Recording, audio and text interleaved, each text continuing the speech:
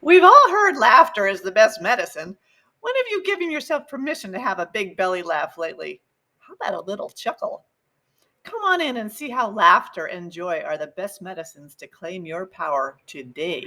It's a beautiful day in paradise, and this is Debbie coming to you from sunny South Florida. I know my friends up north think that's ridiculous, but it is absolutely a beautiful day here today, and the sun is shining and it's lovely, and I'm really happy. This is a fun show. A lot of times we have a serious conversation about things, but today a little bit of serious, but a lot of laughs. And I want to thank my special guest, Kim McIntyre, for being here, coming to us all the way from sunny Orlando. Welcome, Kim. Thank you. Thank you for having me, Debbie. It's my pleasure. Well, I've got to say, this has been a very interesting week for me. My mom had a little spill on Saturday night. She'd gone to a concert, had a lovely time with my dad, was walking to her car, got about 10 feet away from the car and tripped over one of those concrete barriers in the parking lot. Yeah. Did a face plant, landed on her cheek, ended up in the hospital. And it's the one day that my dad did not have his cell phone with him. So I got a phone call on Sunday morning, 7:30 from St. Mary's Hospital. I'm like, oh my gosh. Mom's okay. She looks horrendous. But I opened up my neighborhood news yesterday and I got to page 39, which is towards the end. And it was the joke of the month. And it says, chivalry is not dead. My wife got stung by a bee on the cheek last night. She's still in the ER today. Her face is all swollen and bruised and she almost died. Lucky for her, I was close enough to hit the bee with my shovel. I know it's inappropriate. I'm reading that and I'm just laughing because I'm visualizing my mother looking like she got hit with a shovel and my dad telling that joke. So, Mom, I'm really sorry you're going to be listening to this, and I know you feel horrible, but you got to find some humor in the awful.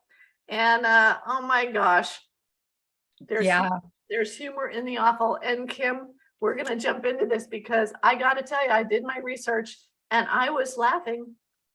I was laughing the whole time. Good. Let's get into this a little bit. I love to start my show very briefly with who you are, my guest. Where did you grow up and what was your family situation like? Oh, so I grew up in a town that women's history buffs will know the name of. It's Seneca Falls, New York. And it's where the first women's rights convention was held. I think 1848. I think I've got my year right. And but the funny thing is when I was growing up, it was the remnants of the building was a laundromat with a little plaque in front that said First Women's Rights Convention held here, right in front of the laundromat sign. And my mom and I used to go and do laundry there. Now it is a beautiful historic park. You know, it's no longer a laundromat and parking garage. It's a beautiful historic park. But I grew up in that town. I was kind of like the tail end of the family. So people would think I was a mistake, but I really wasn't. My parents had me on purpose. I think my mom sensed the empty nest coming because my oldest brother was going to graduate high school. Wow. And so my older siblings are quite a bit older than me. And so, my parents said they had me to keep them young. And I'm not really sure I succeeded in that, but I tried. Well, we would say that was probably an oops, but maybe not. It was a no, it was a very specifically not an oops. It was on purpose, or at least that's what they told me. So well, that's fun. Are your parents still with you? No, they've passed away. My dad passed away in 1990, back just a few months actually before my husband and I got married. So that was kind of a bittersweet time, but I kind of felt his presence there, with us at the wedding. And my mom just passed away in 2019. Well. Yeah. And I, part of me was like, she was 97, so she'd lived a nice, good, long life, but I can't imagine she was starting to lose some of her memory and her access to her memory and her understanding. She was a little confused a lot. I think she was the beginnings of dementia. And I I think the COVID thing would have been a lot for her to deal with. You know, my brother lived with her and took care of her. But I think it would have been a lot for her. So maybe it was a blessing and we had a celebration of her life in February of 2020, and the family came from all over the country. And oh my goodness, a month later, we wouldn't have been able to do that, you know, because everything was in lockdown. So the timing of that was beautiful too. And yeah. Quick question. Mm-hmm. Dad or mom have a sense of humor? Yeah. They did have a sense of humor, but I think the person who had the best sense of humor in my family was my brother Lee. He still does have a sense of humor, and he would always crack me up and I would crack him up, and we still do that to this day. So that's fun. yeah. I asked that question because my dad just turned 93, and I interviewed him for the show. And within a minute, I can see his brain going. He always thinks funny. And I think, right, that's great. I love that. Yeah. Well, it's wonderful. We got to get you guys together. But I was thinking, how am I going to get through this show? Because everything was funny. But as you, I will know when my parents are on the way out, when that sense of humor goes. That is what keeps him going. And it just cracks me up. I just talked to him this morning, and it just thinking about my dad makes me laugh. And just hearing his voice and hearing the jokes and hearing incredible memory. And I think a lot of it comes from finding the fun in life. Yes. Yes. Which leads me, my friend, to why do we become so serious as we get older? We're losing the fun. We are losing the fun, and we're told that is being grown up, right? You know, don't mess around, don't be silly, don't. And I mean, yes, there's times when humor is appropriate, maybe, and times when it isn't, but having that sense of humor and having the joy that flows out of that is part of the sweetness of life. And if we get so serious, we can forget all that, and it just leads to stress piled on top of stress piled on top of stress. And I went through a period of my life where I completely forgot about that as well, and I was pretty miserable. You know, well, I was writing down notes about the show, and I'm thinking about my grandchildren, and there's great joy, but there are times when, and I think about what our parents used to say: children are supposed to be seen, not heard. You know, stop running around, stop making so much noise, drive me crazy. All those, like you said, don'ts. But I remember hearing you say when you were 12, you were really shy when you were a kid. I can hardly believe that now. Yeah, I was super shy. What was the incident that got you through that? What brought you joy? Oh, well, I got bit by the theater bug. Yeah.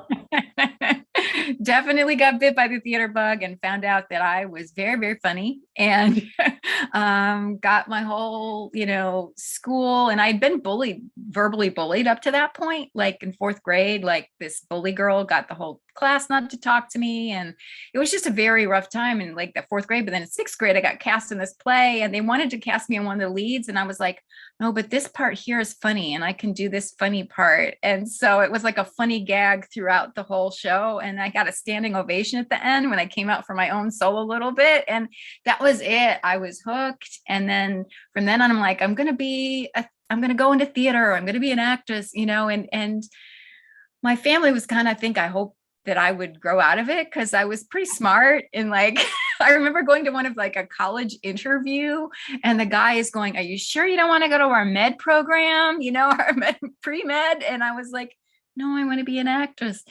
And I feel like for me, it was sort of therapeutic, because I got to inhabit these different characters that were very outgoing and very playful or very mean or whatever. I got to like act out all these different things. And I did go to college for theater, and it was like my development as a person, really, and I felt like it got me out because I wanted it so badly.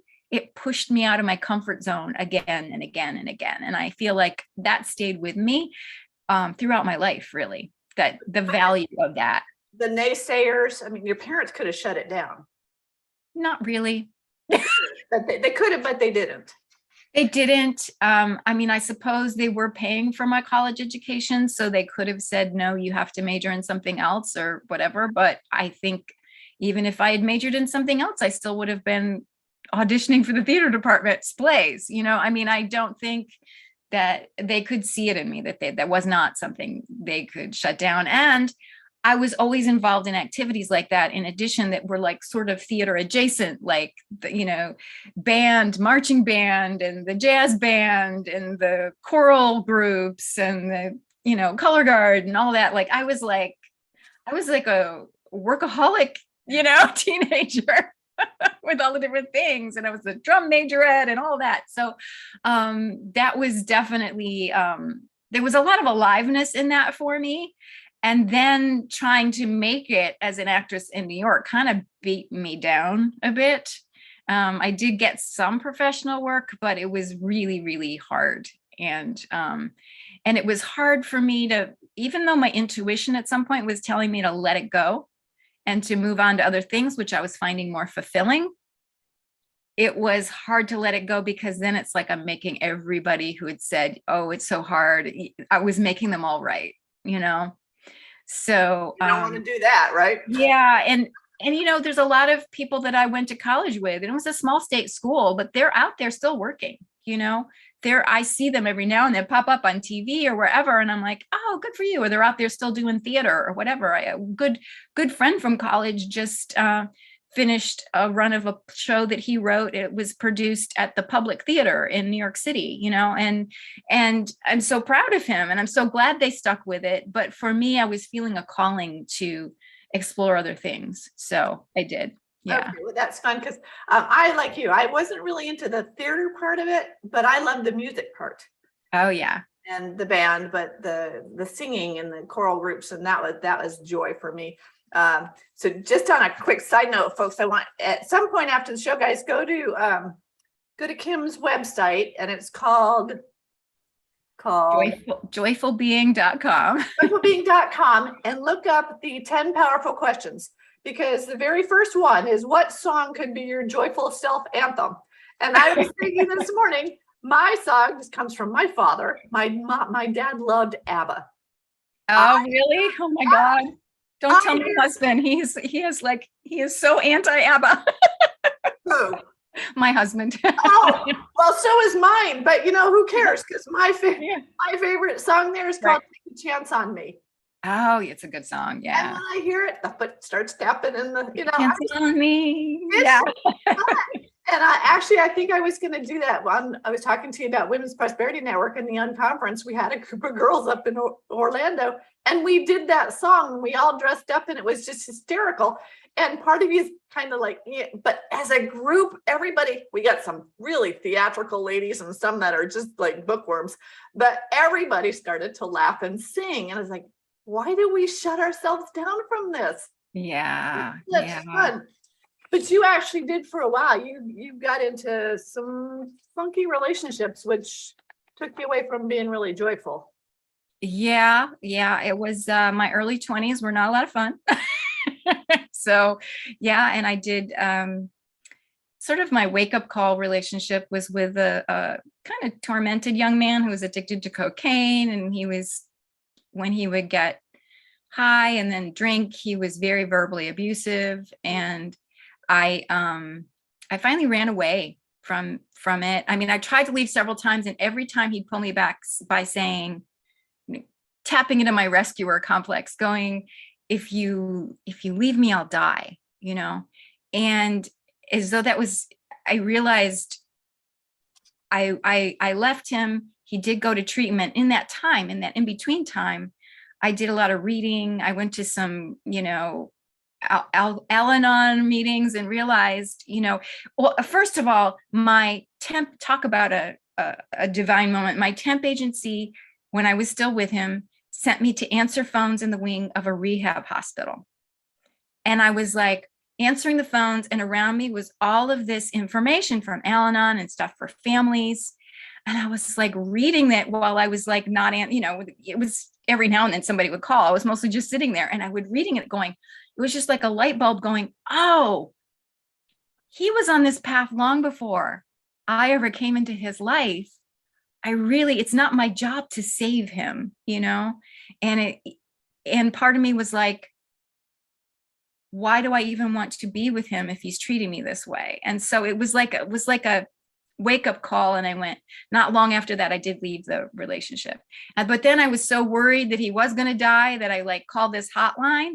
And the lady on the hotline was like, give me this pep talk. No, don't you go back. You take care of you. And I don't know if she was supposed to say all that, but it was exactly what I needed to hear.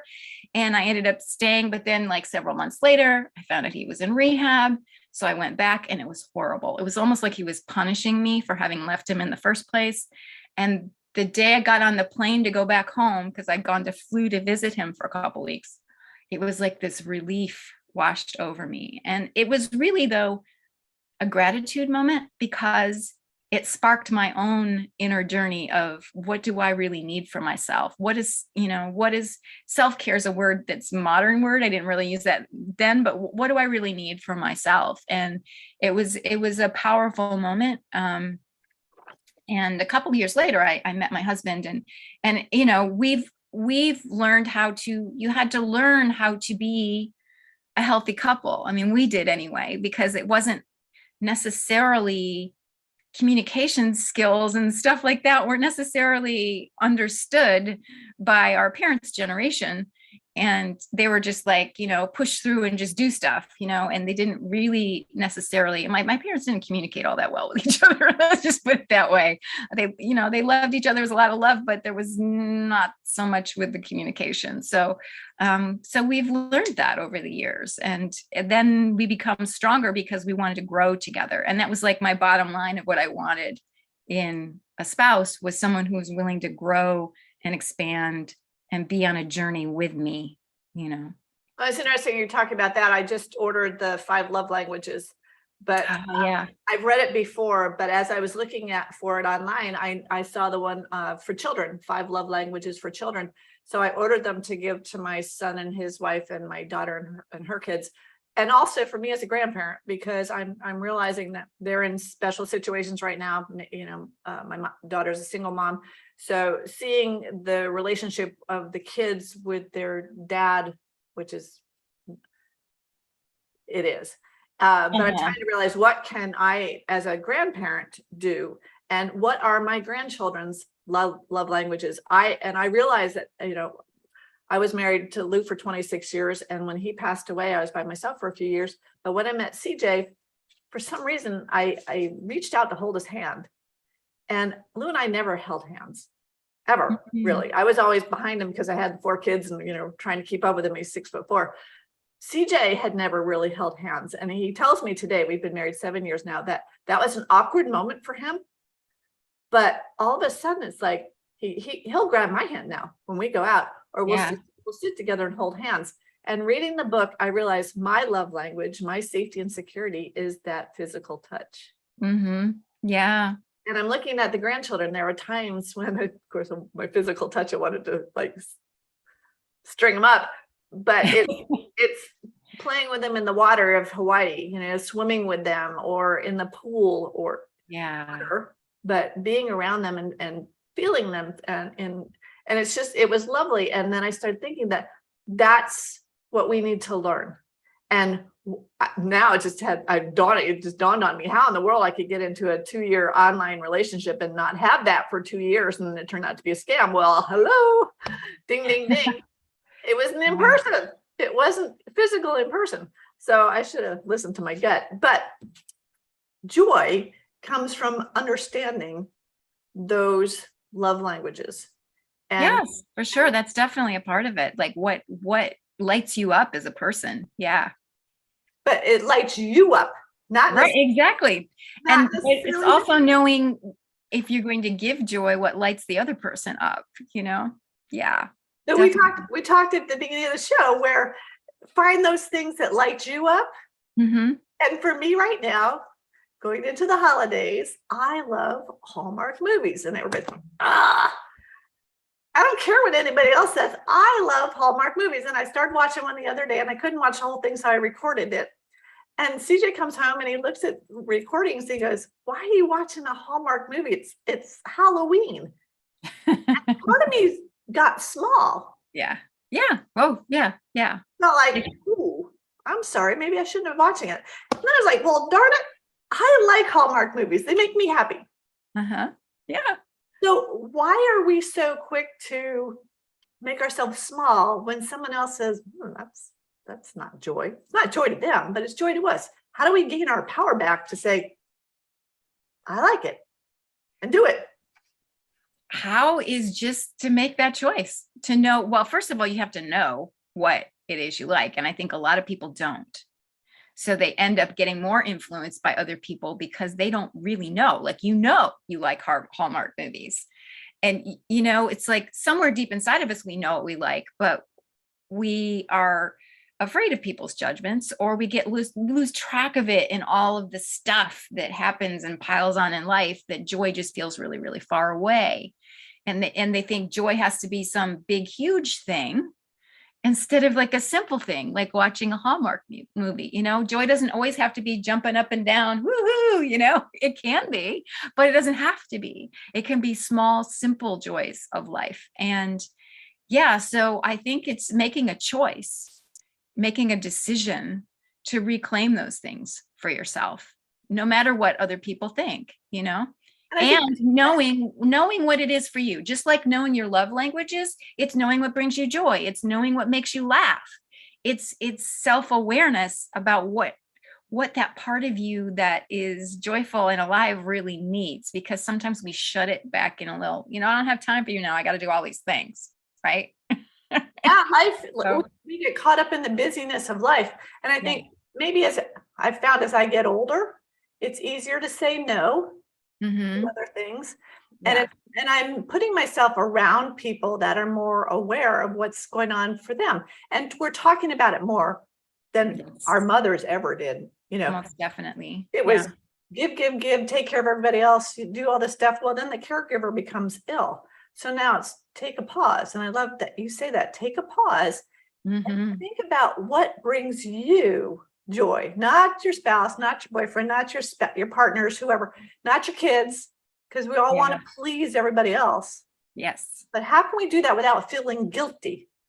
Where's that coming from? The guilt. Yes, the guilt. Oh my gosh. It is so prevalent. I run into it over and over and over again with people. Like, oh, like we should be like productive 24/7, or we're like wasting time, right? Or we're lazy, or like there's all these judgments that go on top of us. And it's just like, I just want to say to the judgments, bleh, like, and it's so funny. Like I have my best friend and we do that for each other. And she called me one day and she was going through this really, really tough time, like really tough circumstances with her kids and with stuff.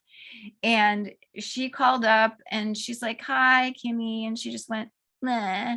And I was like, then I mirrored it back for her. I was like, blah. And then she was like, blah. And I was like, blah. It was like, blah. And then we're like laughing hysterically at the blah.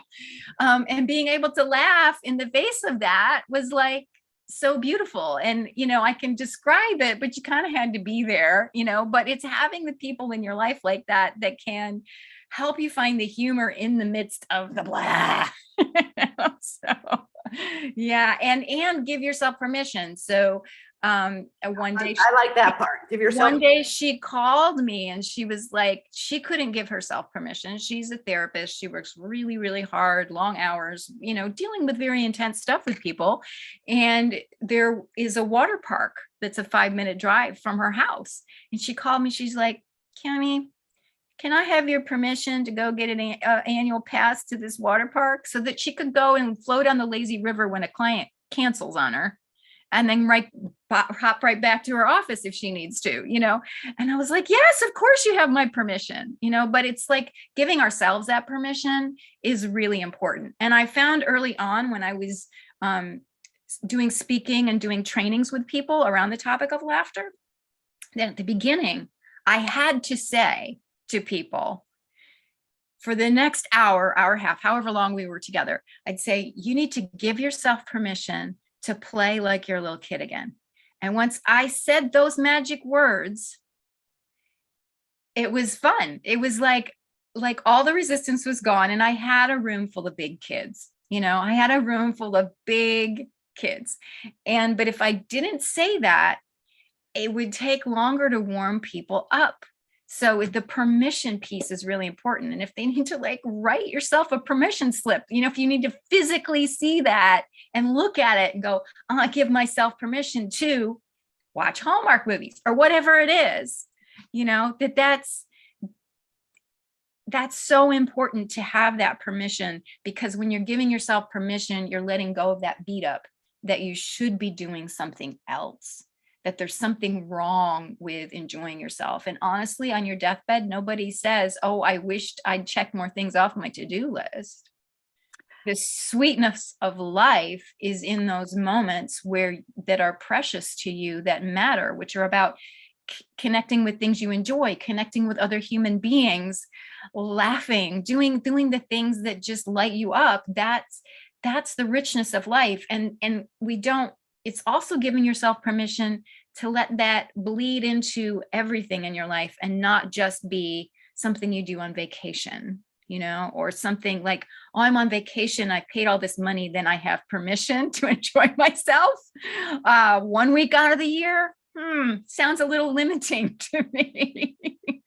So it's creating the memories. And I'm thinking, as we're talking, I'm thinking of the things that I normally would not have done, but my daughter's really good about saying, Mom, just do this.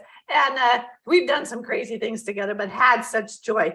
But I remember I was out in Dallas with my grandkids, and we were at the playground. And of course, the kids are acting like little monkeys and doing their fun stuff. And we got to the jungle gym, and Jenny goes, Mom, you think you can hang from your knees again? Might hurt tomorrow, but what the heck? Why not?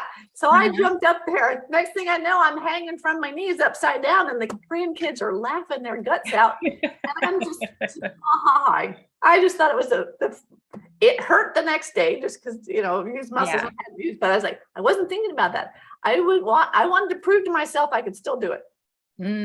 It's like zip lining with Good for you. Yeah. My friend Cece and I were ziplining in Jamaica a couple years ago. She'd never done it before, scared to death. I'm like, come on, it's fun.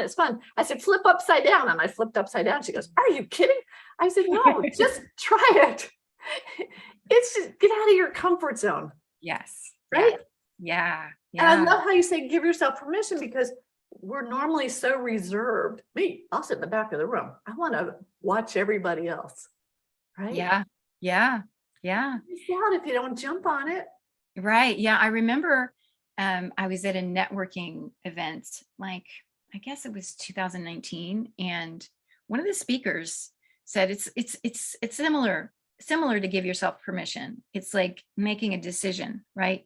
I'm deciding is much stronger than saying, oh, I kind of wish, saying I've decided. And the next day I woke up and I was like, I've decided, right? I've decided that I am great at networking and I enjoy it. And I'm just going to go and have the best day today. And I went and I was just walking up to people and introducing myself and having these amazing conversations that if I hadn't made that decision, I wouldn't have done. I would have sat back, like you said, and just kind of observed or whatever. And I love that conference too, because they also, as part of the breaks, how you have bathroom breaks or whatever, they had a little dance floor and they had a DJ. And so on the bathroom breaks, we would all be dancing.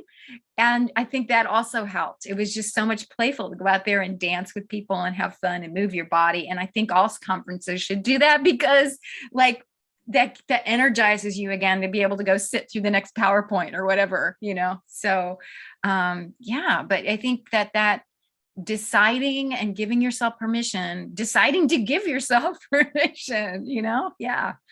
And it comes with practice, because we were talking earlier about the Women's Prosperity Network Unconference that I went to up in Orlando. They do that. They have music all the time. And I sit all amazed because I don't normally do it. There are some gals that'll just get up there and shake their booty. And I'm thinking, you go, girl. Yeah.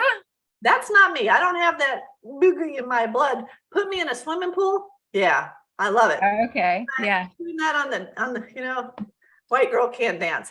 And maybe I learned, from that one ballet class that you can't do it. Well, it's very limiting. But My inside wants to do it. It's my outside doesn't do it. Right, So right. how do we, I guess it's that permission, give ourselves, It's but don't want to look silly, right? who decides what good dancing is and isn't? You know, I mean, you could just stand on the dance floor and just stand and sway to the music. That's all. That's you just it doesn't have to be like, you don't have to be the greatest dancer in the world to enjoy yourself, you know? And that's the same thing with humor that I tell people is you don't have to be a funny, hysterical comedian. You know, if you just try a silly joke, a silly pun, a silly anything, as long as your intention is good and your intention is to lift the other person up and not put them down, Yeah. that intention will be appreciated. Even if the person rolls their eyes at your joke, they will appreciate the attempt, and that builds stronger connections between people.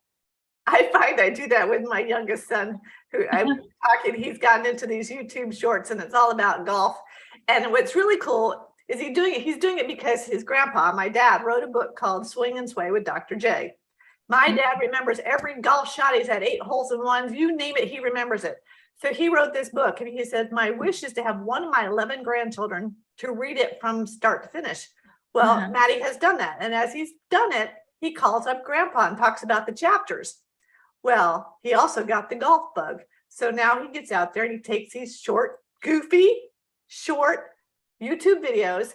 And he sends them to me every time he goes to post when he sends it to me. And there might be a little toot at the end or something that I would find a little bit inappropriate, but it makes him laugh. And I start to laugh. And I'm thinking, you go. If this makes you happy and brings you joy. Right. Yeah. 5,400 people like it, then go for it, because now you've made those 5,400 people laugh. Exactly. Exactly. It's, you know, taking a risk with humor can sometimes feel vulnerable, especially if you're a little bit of an introvert like I am. It's like putting yourself out there can feel vulnerable. But like you said earlier, it's about getting out of your comfort zone. And I just know the value of that. And it doesn't have to be like wildly outside of your comfort zone. It could just be a tiny bit outside of your comfort zone. But, you know, I've picked this up also. My husband, there are no strangers in my husband's world. So he will try to make people laugh, like at the grocery store, right? You know, he will make that extra effort to reach out and talk to the grocery store clerk or to the person delivering a package to our house or whatever. And it might be just a simple, thank you, have a great day. But it also, if there's a moment that he sees to like make them laugh, or the person on the phone, he like always is like with the person on the phone, he's like, they're like, do you want anything else? World peace, please. You know, like he'll just something silly like that. And the person will be like, either, you know, it's interesting to see their reactions. Either they'll like, it'll go over their head or they'll be like, well, I'm working on that. Or, you know, like they'll respond in such a way, but it just builds a different kind of connection. Yeah. He would love my father. The two of them, my dad works for me. He does the phones for our company. And I'm standing there behind him sometimes going, oh my gosh, Dad, the customer does not understand your sense of humor.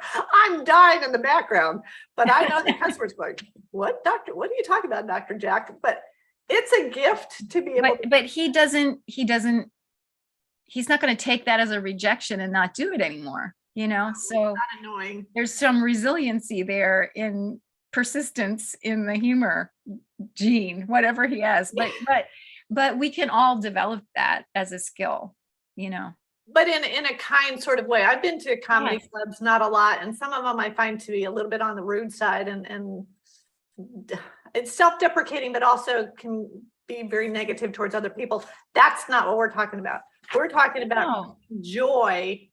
Exactly. Honest, open joy in the Right. Yeah. And by the same token, I agree with you. I don't like the put down humor much. There are some people who they have like an affectionate form of zinging the other person. It's usually guys. Okay. It's usually guys. And that actually bonds a connection sometimes with them if it's the right people doing that together. It's sort of like a trading barbs back and forth in a funny way. That's a connection. But then they don't realize that that's not appropriate in all situations. And then someone else takes offense and they're like, oh, don't be so sensitive. I was only kidding. And they don't realize, well, they should just say, I'm sorry. I didn't mean to offend you. You know, like that there's different types of humor.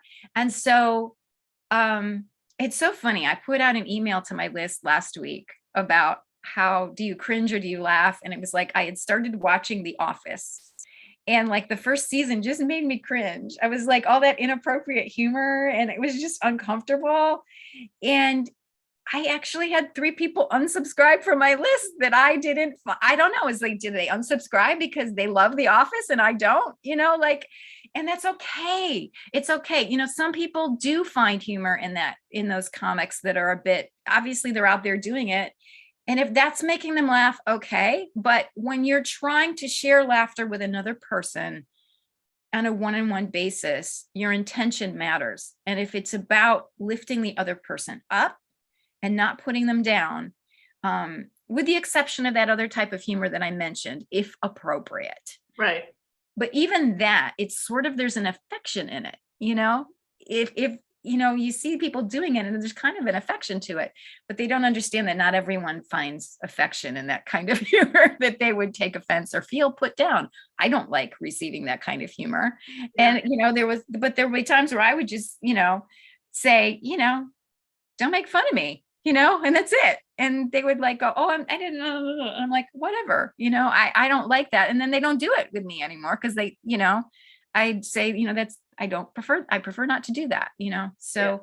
Yeah. But you're brave to be able to stand up to that. A lot of folks and many of the women that I surround myself with in our support group, they've had such a really traumatic event happen in their lifetime. Yes. And they're not in a good place to even accept humor. I think, and sometimes they can't find funny in anything. And it's a lot, life is negative because they're at a spot where the bad is overshadowing any good. So how do you help rise from that spot? What are the steps to move out of that? And yeah, I hear you. And part of it is if you're trying for joy and laughter from where you're at, that may be too big a step, right? So a smaller step that's in the right direction might be, how can I do something that is soothing to me or comforting to me? Or how can I reach out for some support that feels cozy or feels like I'm receiving some warmth? To just let those kind of things in first, you know, to make, and that may not feel like a small step. That in itself may feel like a big step, but it's a step towards that. So expecting yourself to feel joyful when you've just been through a horrendous thing is not so easy. But if you are stepping towards something that is self-care related, you know, could be a cup of hot tea, a warm blanket around you, a Hallmark movie, something that is soothing to you, then you're more open in the long run to head in that direction. But I feel like expecting yourself to go from 0 to 60 like that with laughter or joy may be too big of a jump if you're going through something like that. So, and then if you can't get there, then you beat yourself up. Oh, why can't I feel joy? There's something wrong with me. I can't feel joy. And you've just been through something horrible, you know? So instead, surround yourself with support and soothing and comfort as much as you can. And if you're reaching out to people and having conversations, like we are 30 times more likely to laugh when we're with other people than when we're by ourselves. So choose those people wisely, right? Choose the people who are more uplifting if you can find them. If not, look for them on YouTube, look for them wherever you can find them, and find those connections with people. And that will also lead you naturally, organically in that direction, because the humor that comes out of natural conversation is there as well. If that makes sense. It does. It's been very difficult during the pandemic too. It was difficult because we were so isolated. And I going back to my mom, I've seen the change in her. She was a very social person, and doing for others, her giving acts of service were her love languages, and that all got squashed. you Yeah. know, because she couldn't get out of the house. And then it slowed down her activity, and that's led to falling and all that stuff. But I'm thinking so many of us were looking for friendship, companionship online, ended up getting us in some deep water, Trouble. many. Yeah. And it's very difficult to get out of that, because now that we're starting to afraid of yourself, afraid of your, you know, your own Mm. doing anything, you're afraid of that. And I love the little parts, because as you were talking about those things that make us comfortable, I just read in the Love Languages for Children, said a blanket. And I think about those little blankets. My daughter, I mean, I remember going from a big blanket with her as she got older, washed and washed and washed. I think now it's got down to about a square. But it's those little things. It's those little stuffed animals that as you Exactly. get older, you want to, you know, you can't have those on my bed anymore, so you hide them. But those special things that bring you comfort and safety. Yes, definitely. I loved collecting stuffed animals as a kid, and I still have them. And in our TV armoire in our bedroom, underneath the TV, there's all these little faces on this shelf looking out at me. And if I need to go and snuggle one, they're there. I usually end up snuggling my cats instead, because they're there and they're live and they're purring, you know, so they give me more feedback. But just seeing those little faces makes me smile. You know, I wake up in the morning and, oh, there's my little faces looking at me. So you have a good I don't have as huge a collection as I did as a kid, but I found joy in sending a couple hundred Beanie Babies to kids in Ukraine. oh, lovely. That's Yeah, but wonderful. I had a hard time doing that originally. It was like, oh, but I need to save them for the kids. I need to save them for the grandkids, because they meant a little bit of something to me. And then after a while, I'm thinking, you know what? Think about the kids that are going to receive those. Yes. They yes. need them a whole lot more than any of our kids here needed them. And that brought joy. That act of giving away brought joy. So that's something we can do. Look around. Maybe there's something in our home that is not bringing us joy anymore. Yes, yes, for sure. Re-gift. Re-gift.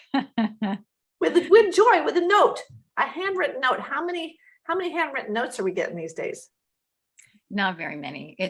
I think that makes it extra special, you know, to be able to do that these days. I think people really appreciate that, because everything is email or text or voicemail, and to actually get something physically you can hold in your hand, you know, even if it's a birthday card or whatever, you know, even if it's just, hey, I'm thinking about you, you know.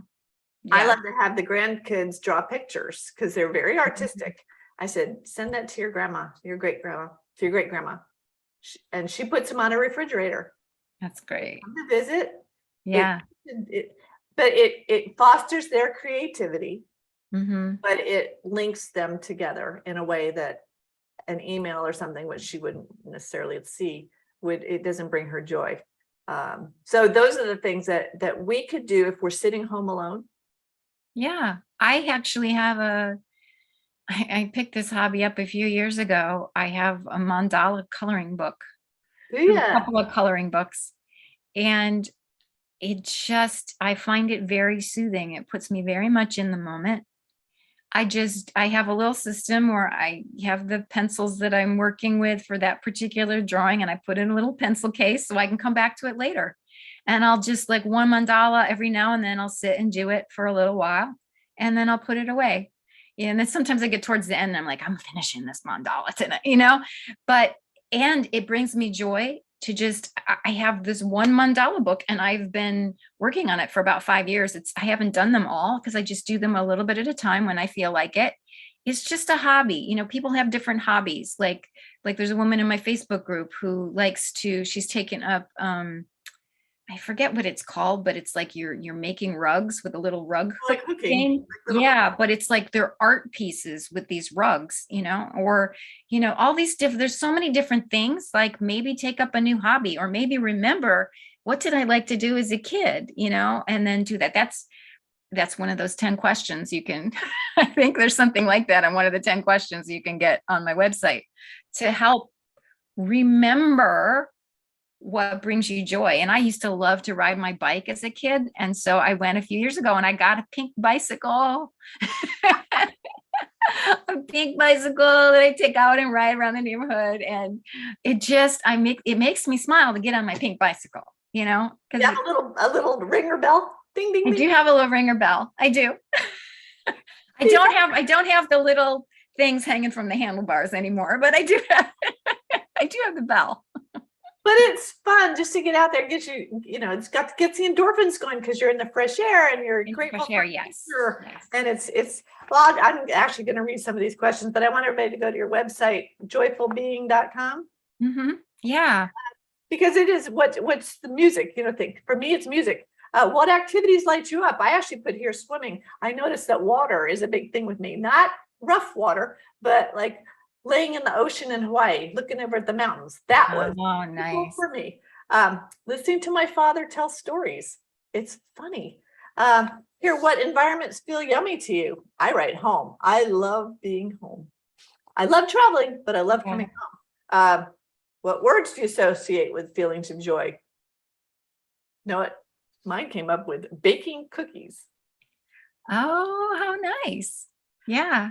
And CJ laughs. He goes, "You're stressed baking." And it's not stressful for me. I love doing it, and I'll have one or two, and I give them away. Yeah. I'd say for me, it's playful. I love to play games like What kind that. of games? The one my husband and I like to play is Heads Up. It's on the phone and it's like a guessing game. Okay. And I have found that things that are in games that are interactive, they tend to stimulate more connection and more laughter than, Monopoly and stuff like that's great, especially if you're playing it with people that you really enjoy spending time with. And it's about more than just the game. But games that are naturally interactive, like guessing games or, Pictionary, things like that, they tend to make more laughter naturally happen because you're putting yourself in a situation to try to do something silly, and one thing that's one of the ways I somehow I skipped this in my story this time, and I almost never do, is that I was in a health challenge back in 2001, and that's how I got on this whole path. Was I had been so stressed and everything had been so heavy up until that point in my life, in my 20s and into my 30s. And the health challenge led me to go to this support group called Getting Well. And we did, we had like group talk time, we had art therapy, we had different things that we did that would get us out of the pain that we were in or the fear that we were in about our health challenges. But the one thing that like spoke to me and re-tapped me into that whole playful kid that I was we would do laughter and play therapy every day. And we would play games and we would not keep score. Now I love how you said that. Say why. Why do you not keep? Because, and I'm not saying there's some people for whom not keeping score is like too big a stretch because they're competitive and like, that's the thing. But, there's this whole thing of like, work hard, play hard. Well, like, why play hard? Why not play fun? And that competitive thing can get the stress going for people and can make you frustrated or make you irritated or blah, blah, blah. And instead, if you're just playing for the sake of play, there is none of that. It is about the connection. It is about creating fun. It is about creating laughter. And that naturally flows when you don't keep score, when there is no timer no timer with a sand running down to like stress you out. And you're just playing for the sake of play. And if you watch kids play, like you watch your grandkids play, they're playing for the sake of play. They're playing for the fun of it. They may or may not keep score, but it kind of doesn't matter, Well, so they're getting the competitive bone in them, but I see, especially the younger one, when the timer runs out, it makes them mad because they're not done. They're not right. done. So you might invite them, go, what would this be like if you played this without the timer? And just experiment with that and see if does it feel different to you? Just not like saying to them, you shouldn't play with the timer. No, just say, what if we left the timer over here and we just played for the fun of it? It's a foreign concept to many people, but I swear it's the most amazing thing. And there's there's a whole bunch of games that I found back in the day, like from the 70s. There's a book that I found. There's all these like interactive, playful games that you can do with a group of people. And none of it is keeping score. It's all about just acting out silly things and being silly. And it like taps us into being kids again. And that's where you need that. We come back to the permission again to do that. And I tell people to try it as an experiment. It's not the be all end all. If they really feel like they need to keep score, then, I'm not going to tell them. It's better to play than not to play at all. It's better to play and keep score than not to play, but to experiment with that and just see if it feels different. And to me, it does feel different. I mean, when we're playing, my husband and I like heads up because it's something we can turn to each other on the couch when we're tired at night. It doesn't require a lot of extra effort. He just flips the app on his phone and we do, which thing do we want to guess this time? Oh, let's do Broadway shows. Oh, let's do Disney parks, or let's do Star Trek or whatever.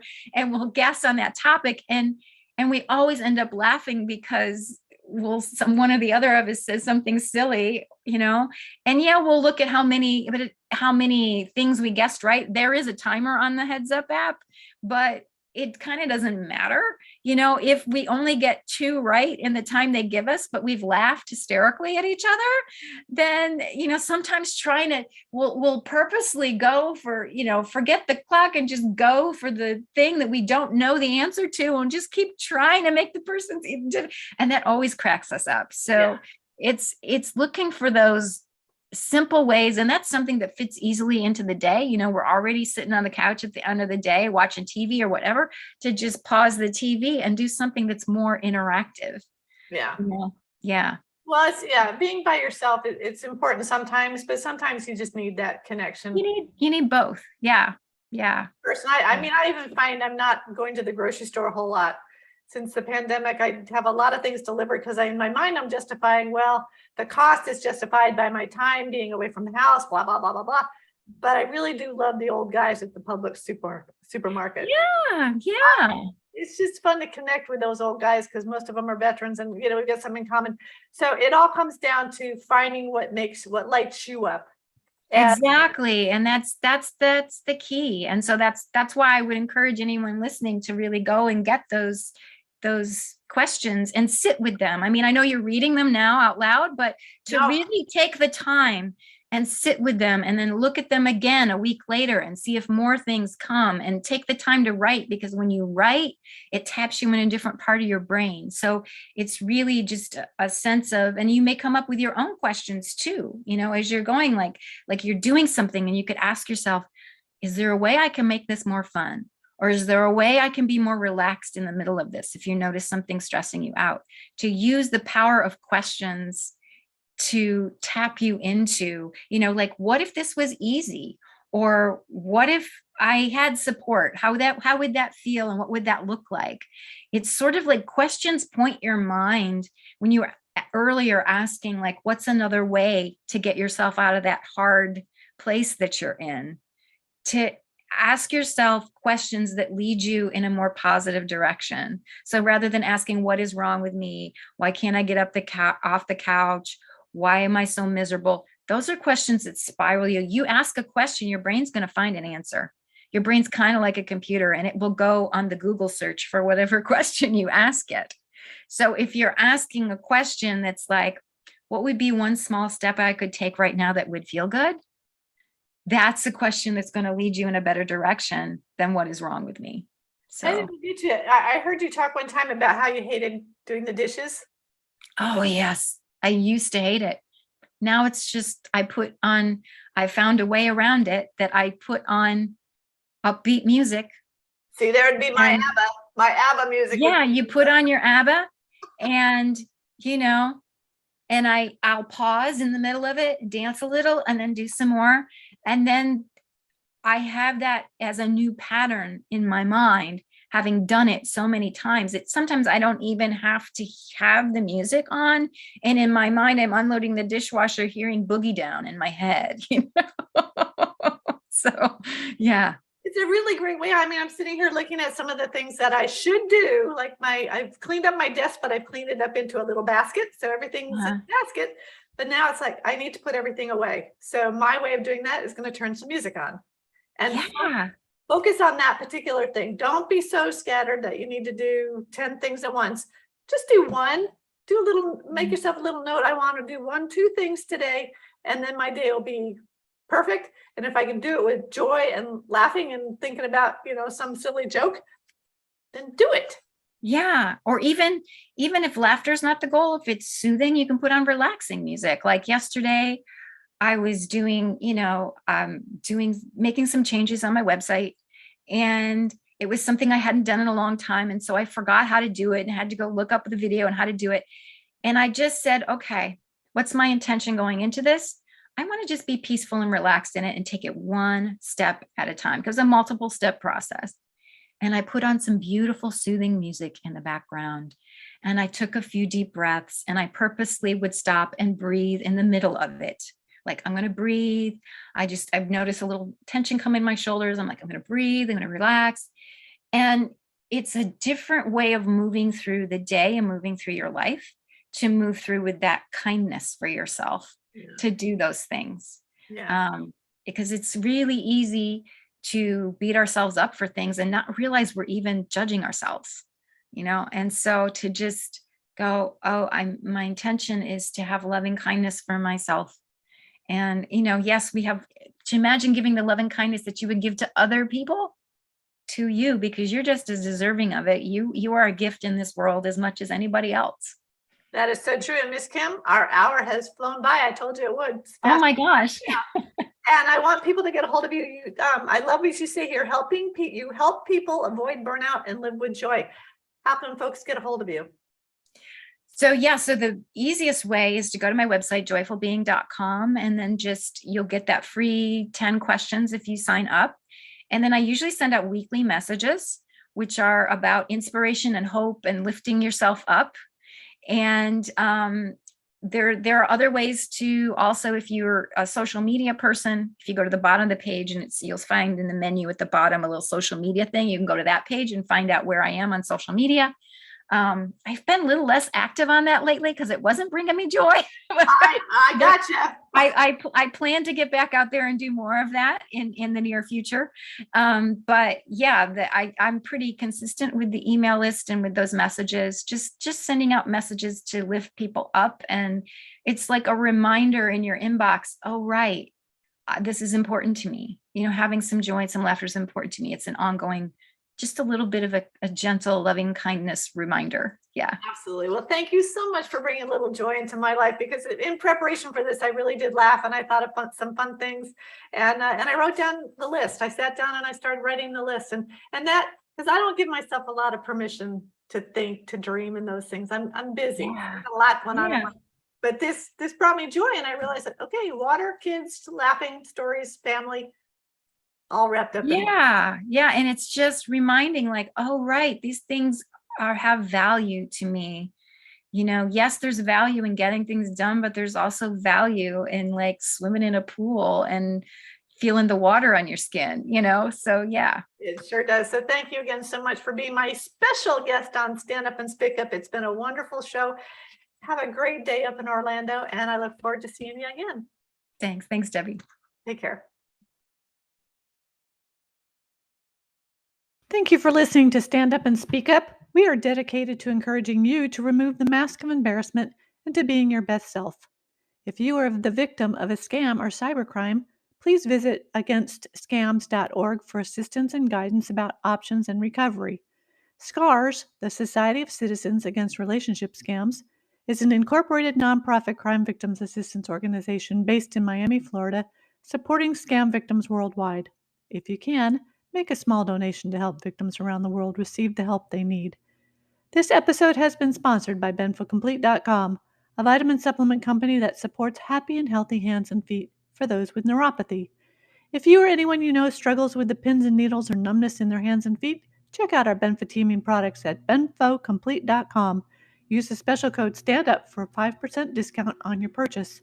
Again, thank you for being with us today. Go to my website, The Woman Behind the Smile, for additional resources and information. Subscribe to my YouTube channel and enjoy the replays. My books are all available on Amazon.com and Audible, and I encourage you to join us again. Have a great day.